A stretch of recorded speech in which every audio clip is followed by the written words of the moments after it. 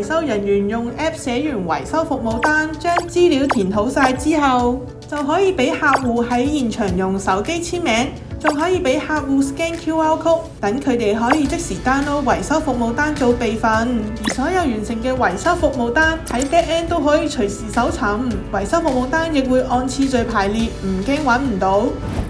維修服務單所有嘅 data 都可以透過 BI 商業分析，利用平日 input 嘅 data 去 create dashboard 分析零件使用，